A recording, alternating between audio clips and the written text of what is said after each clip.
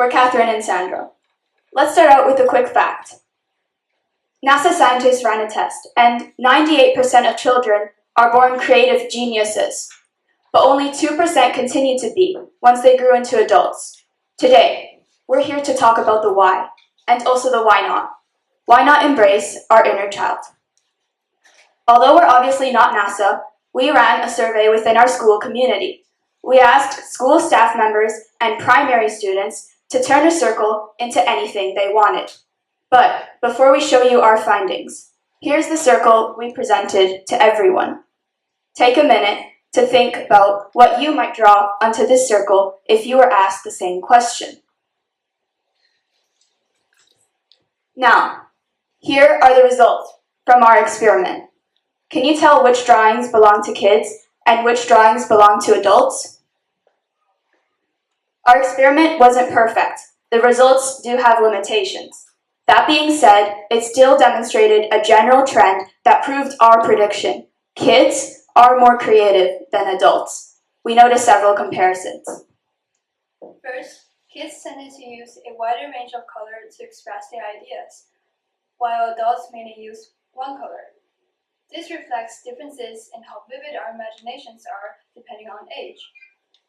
Second, kids often link their complex ideas together in one big sprawl, exploring endless possibilities.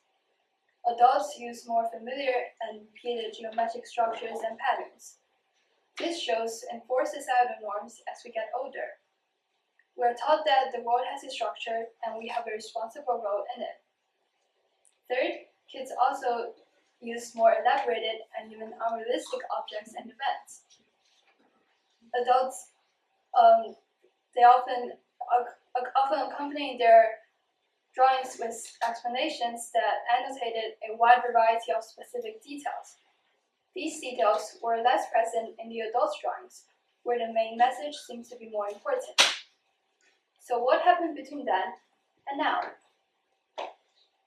First, let's define creativity. Creativity is the ability to generate original ideas to solve problems. And especially in modern day, we need unique ideas to solve the world's problems.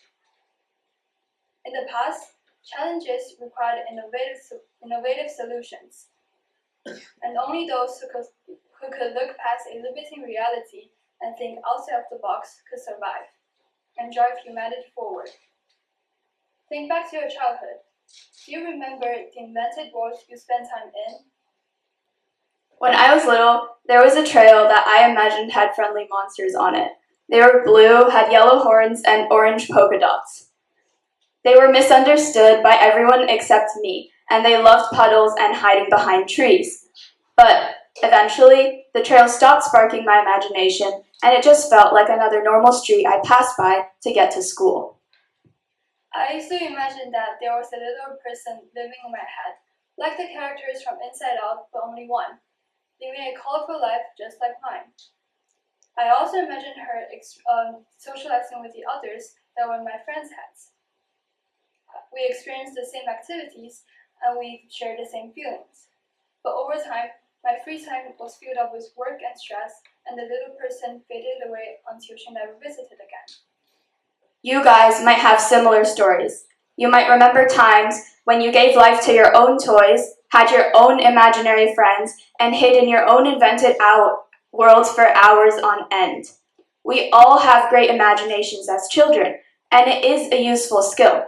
So, if it's a useful skill, then why do we lose creativity as we get older? We think that the answer is because somewhere along the way, we learned something dangerous. We learned that being imaginative is childish. Toys and daydreaming, not useful. What's useful, apparently, is growing up, meeting deadlines, and spending our time on so-called productive things. And so, we lost our creativity and our imaginations, which are capable of so much. But the irony is that even the world's most successful companies, like Disney and Lego, for example, are built on imagination. Over 1,500 CEOs worldwide ranked creativity as the most important skill needed for a successful future, while the World Economic Forum cited imagination in the top 3. Furthermore, it was found that companies that prioritize these skills are 3.5 times more likely to outperform competitors financially. Being creative doesn't only affect professional success. According to an article published in the National Library of Medicine, creativity subjectively impacts well-being, and there is a clear positive relationship between the two. In fact, on average, we spend 2 hours a day just daydreaming or getting lost in thought. During this time, our brains are just as active as when we are performing mental tasks that require problem solving. Yet, we still refuse to cooperate with creativity in daily lives. According a national survey in the US showed that there is a creativity gap found in the workplace. 73% of the employees thought of themselves as creative, but only 42% believe that their current job positions allow them to express it. And it's not a surprise. How are we supposed to value imagination if we have structured society in a way that hinders it? So many ideas have gone unnoticed because we're embarrassed, scared, or just limited. We have to restructure the way we think if we want to take advantage from the amazing results we can get from the creativity and imagination. If everyone puts in a little bit of effort to gain their childlike brains back, we can all be more innovative and drive positive change within society. The bottom line is, we don't value the benefits and importance of creativity and imagination as much as we should. So today, we're asking all of you a favor. Consider the ways in which you can boost your creativity. If you can't think of any, we'll tell you some. Choose one of these and try it today or tomorrow. 1. Walking, even indoors, can increase creative output by up to 60%. 2. Spending time alone increases imagination more than brainstorming in large groups. 3. The next time you find yourself daydreaming or lost in thought, don't stop yourself, just let your mind wander. And 4. What about that personal task you've been meaning to do for so long?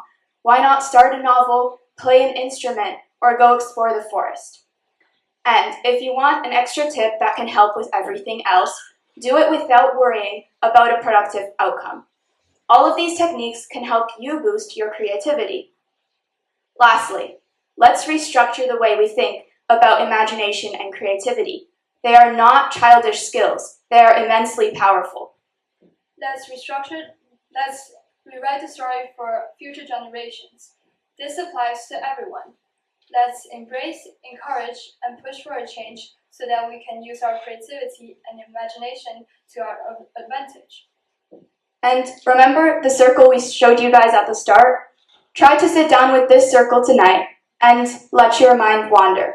How can your inner child change our perspectives for the better? Thank you.